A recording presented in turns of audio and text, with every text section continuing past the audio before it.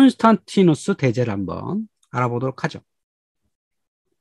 자, 디오클레티아누스가 사두 체제를 만들었잖아요. 네 개를 나눠가지고 정제, 부제를 이렇게 해서 만들었는데, 문제는 유능한 자를 부제로 임명을 해야 되는데, 유능한 자보단 내 아들이 더 가깝더라는 거죠. 그래서 내 아들한테 권력을 물려주고 싶은 마음이 생기죠, 자연스럽게. 그래서 이것이 무너지게 됩니다. 그때 등장한 인물이 콘스탄티누스 1세 황제죠. 이 사람은 대제로 흔히 통칭되죠. 콘스탄티누스 대제. 그러니까 후대인들한테 그만큼 영향력을 많이 끼쳤기 때문에 대제라고 부르고요. 동방정교에서는 이 사람을 성인으로 추대를 했고요. 브리타니아의 요크에서 병사들에 의해 추대되었습니다. 아버지가 콘스탄티우스예요. 서방의 정제였던 콘스탄티우스가 요크에서 사망하자 그 아들이었던 31살 먹은 이 사람을 황제로 추대를 하고 나중에 밀라노 칙령을 내렸고 325년에 니케아 공회를 소집해가지고 정통성을 확립했고 비잔티움을 새로운 로마로 공포를 했고 나중에 이곳을 수도로 삼았고 이 도시를 콘스탄티노폴리스라고 불리게 됩니다. 동로마 제국의 사실상 뭐 창업자라고도 할 수 있겠죠. 그래서 이렇게 사두 체제가 다시 찾아옵니다. 그러니까 이 서방의 정제 콘스탄티누스, 아버지 콘스탄티우스의 그걸 받아가지고 이 서방의 브리타니아와 갈리아에 다스린 정제가 되고 이 중앙에는 막시미아누스가 그 아들인 막센티우스한테 이렇게 물려주게 되고요. 동방에는 갈레리우스와 리키누스가 이렇게 차지하게 됩니다. 다시 사두 체제가 형성이 됐는데 이 사두 체제가 계속 갈 수 없겠죠. 그래서 다시 내전이 벌어집니다. 내전이 벌어져서 특히 콘스탄티누스가 나머지 3명을 다 해치우고 하나의 통일된 제국을 만들려고 노력을 한 겁니다. 306년에 여기서 요크에서 황제가 되고 312년에 여기를 건너가죠. 그래서 여기 지역 가서 여러 그 야만족, 이민족들이 여기 쳐들어왔을 때 여기 지민족을 처치하고 로마로 진군해가지고 312년에 로마에서 경쟁자를 물리치고요. 324년에는 동방의 황제였던 니키누스를 물리친 다음에 전 제국을 하나로 만듭니다. 밀비우스 다리, 로마 근처에 있는 지금 로마시의 안에 있는데요. 여기 테베레 강이 있는 여기서 밀비우스 다리에서 막센티우스와 교전을 치릅니다. 이때 아주 유명한 사건이 있죠. 이 전쟁을 신의 가호로 승리했다고 콘스탄티누스가 주장을 합니다. 그러니까 유세비우스는 이야기를 누구한테 들었냐? 콘스탄티누스한테 직접 들은 거예요. 직접 듣기를 이런 거죠. 전투 전날 밤에 콘스탄티누스의 꿈에 그리스도가 나타나 내일 전투에 X와 P로 만든 길을 만들어서 앞장 세워라. 그러면 승리할 것이다. XP, 이거를 X는 키로 읽고요. 이 P자는 우리가 R로 읽으면 돼요. 그래서 키로예요. 크리스토의 앞에 자, 크리에서 XP가 된 겁니다. 키로라고 읽어요. 여기서 XP자로 있는 깃발을 앞세우고 이 막센티우스와 싸우면 승리할 것이라고 해가지고 내가 이 전쟁에 승리했다라고 콘스탄티누스가 여기 기록자 유세비우스한테 그렇게 얘기한 거죠. 그래서 이 키로라고 한 깃발이 나오게 된 건데요. 그래서 결국은 이 전쟁에서 승리를 해요. 막센티우스를 밀비아 다리에서 승리를 합니다. 근데 이 전투는 전성기의 로마 군단 압도적 승리는 아니었어요. 꽤 많은 병사들이 죽었습니다. 반 이상이 죽고 그전 우리는 이 로마 병사가 얼마나 강했는지 알고 있잖아요. 그런 전쟁은 아니었다는 거죠. 근데 어쨌든 콘스탄티누스가 승리를 합니다. 승리한 이유는 뭐였을까? 보면 콘스탄티누스는 게르만과 갈리아 병사들이 주축이었고 그곳에서 이미 전투 경험이 많았어요. 근데 막센티우스는 로마와 북아프리카를 담당했거든요. 로마와 북아프리카는 전쟁이 없던 곳이에요. 그러니까 이 전투력, 전투 경험의 차이에 의해 가지고 콘스탄티누스가 승리했다고 보면 되죠. 여기에 신의 가호로 승리했다는 주장은 이제 후대에 여기 유세비우스의 글에 남아 있는 거고 이건 좀 달리 볼 필요가 있죠. 어쨌든 승리할 만했던 거죠. 그리고 나서 콘스탄티누스는 로마에 가가지고 이 개선문을 이렇게 세워줍니다. 승리에 기념하는 개선문을 세우죠. 그러고 나서 밀라노에 가가지고 동방의 황제였던 리키니우스와 회의담을 합니다. 그래서 여기 나온 결과물이 밀라노 칙령이죠. 그래서 리키니우스와는 사돈관계를 맺어요. 콘스탄티누스가 나이가 젊었으니까 거기 누이였던 콘스탄차를 리키니우스한테 시집을 보내요. 그래서 이제 동맹 관계를 맺고, 그러고 나서 우리 뭐 서방과 동방을 반씩 나눠 가집시다. 라고 하면서 협정을 맺습니다. 그 협정이 우리 밀라노 칙령이라고 하는 거죠. 그것을 이제 공포하고 그러니까 제국 내의 모든 종교나 예배나 제의에 대해서 중립을 표명하자. 특정 종교에 대해서 강제하지 말자라고 하는 겁니다. 기독교를 공인하거나 기독교를 우선적으로 믿으라거나 뭐 그런 건 아니고 중립적인 태도를 갖자라고 하는 거고요. 콘스탄티누스 입장에서는 아마 그리스도교에서 우호적인 생각이 있었던 건 분명해요. 그 이후에 행동 같은 걸 보면 상당히 우호적이었고, 리키니우스는 이렇게 우호적이지 않았어요. 그런 상태에서 그냥 콘스탄티누스가 중립적인 걸 하자 그러니까 오라 좋다. 뭐 당시에 있었던 미트라교나 마니교나 어떤 거 상관없이 국가 차원에서 이거를 억압하지 않는다라고 공표를 한 거죠. 근데 여기에 또 중요한 의미가 있어요. 밀라노 칙령은 굉장히 큰 의미를 부여하는데요.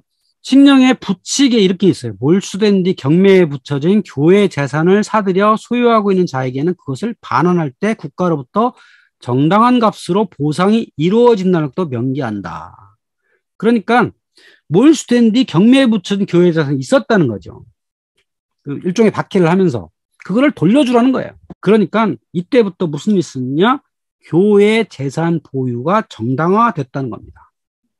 그리고 사제 계급은 면세를 시킵니다. 그러니까 이때부터 교회가 재산을 갖고 있게 되었던 거고요. 사제가 면세를 받을 수 있었다는 거죠. 그래서 중세시대에 교회가 엄청나게 많은 재산을 갖게 된 거고 사제들이 면세를 할 수 있었던 근거가 이 밀라노 칙령이었다는 거죠. 이제 그러다 보니까 이 시대 이후에 면세를 하려고 세금을 안 내려고 사제가 되는 경우가 상당히 많았다라고 하는 겁니다. 이게 굉장히 중요한 의미죠. 밀라노 칙령이. 그래서 이때부터 기부 문화, 이게 그냥 자선이 아니라 교회에다가 재산을 내면 거기에 합당한 교회로부터의 영적 뭐 대가가 있겠죠. 대가가 있는 걸로 바뀌어 나가죠. 그래서 이 중세 초기부터 10세기, 11세기 가면 그거의 대가를 뭘로 주지라고 하다가 생겨난 게 로마 가톨릭의 연옥이죠. 그러니까 기부를 하면 뭔가가 교회가 뭘 줘야 되는데 줄 만한 게 마땅치가 않은 거예요. 그래서 이때 생겨난 게 연옥인 거죠. 죄를 지으면 지옥으로 가고 죄를 안 짓고 예수 그리스도를 잘 믿으면 천국으로 간다. 이렇게 둘로만 하니까 애매한 경우 생겨요. 그래서 그거를 보완 차원에서 연옥이 생기고 이런 기부 문화가 활성화가 되는 계기가 되는 거죠. 나중에 이 서유럽 자체를 교회에 기증했다고 하는 콘스탄티누스 기증장까지도 생겨납니다. 이거는 8세기 이후에 그 로마 교황령이 생기거든요. 그 교황령 자체도 프랑크족의 왕이 기증을 하거든요. 그래서 기증의 근거를 만드는 그런 것도 생겨나게 됩니다.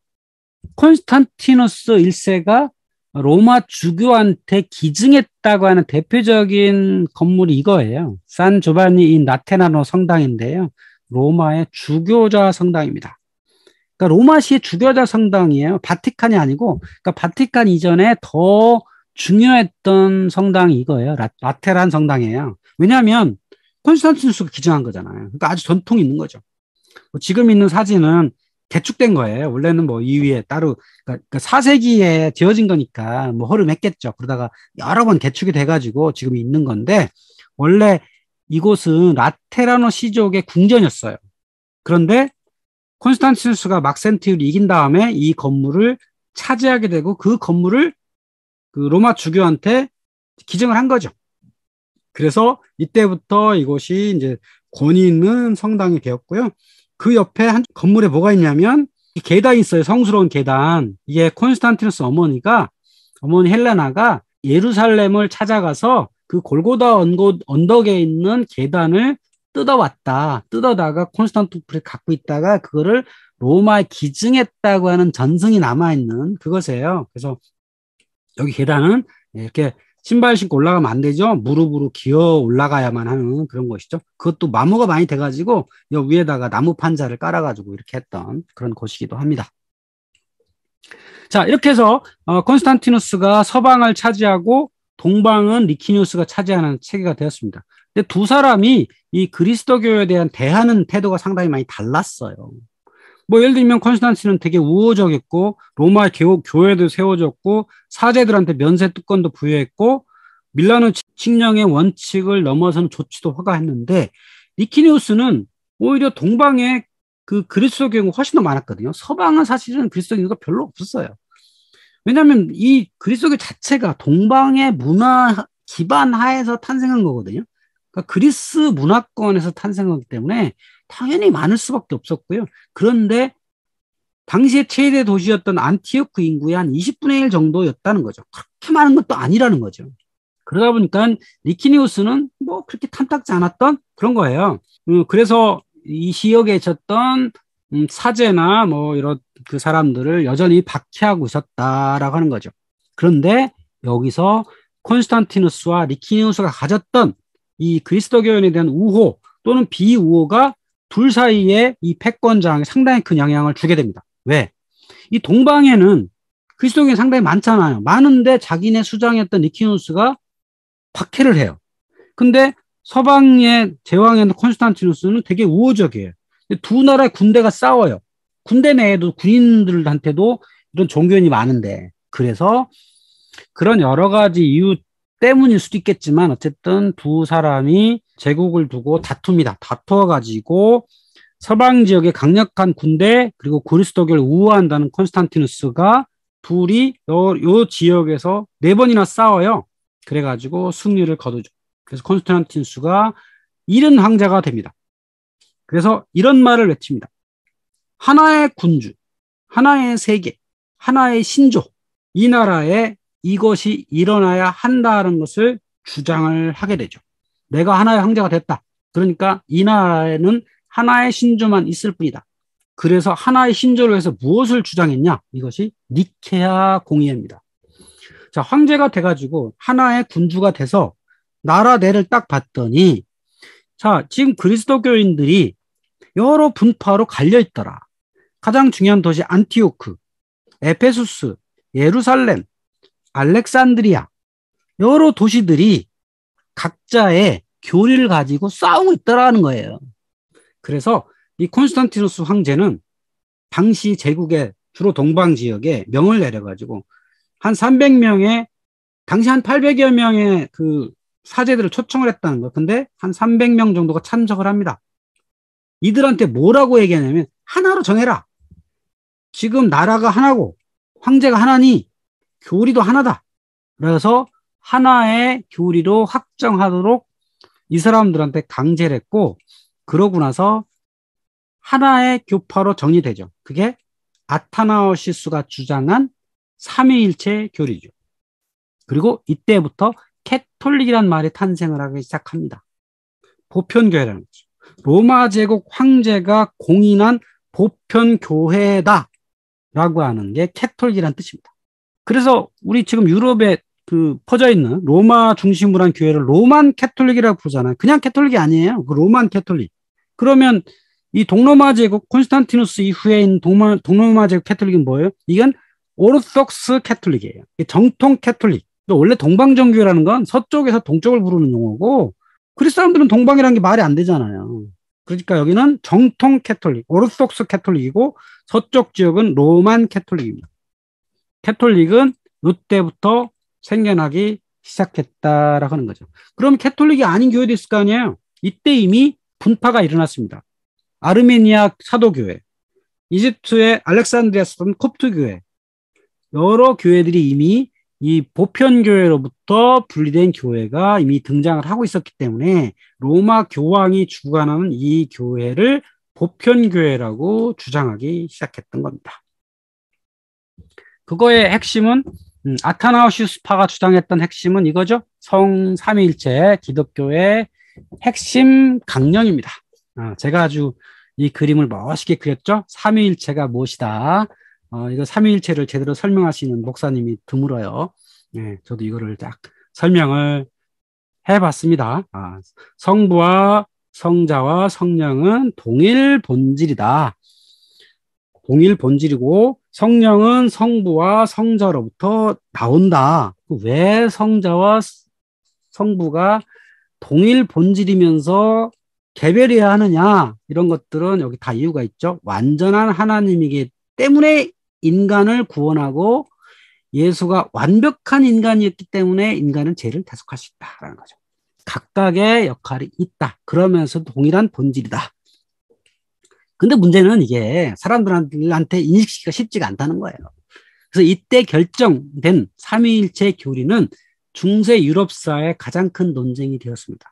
이거를 인정하지 않은 사람도 있었죠. 당연히 아리우스죠.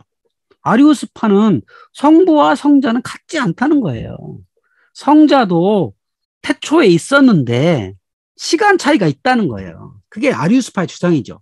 그래서 이 아리우스파는 서쪽으로 가요. 서쪽으로 가서 이 게르만족들한테 포교를 많이 합니다. 중세 때까지도 아리우스파들이 있었어요.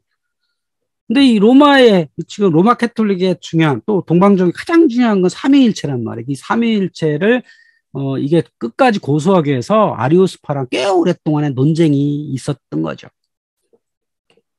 그렇게 해서 탄생한 게, 이 황제 교황이죠. 황제가 중심이 돼서 로마 교회가 만들어진 것.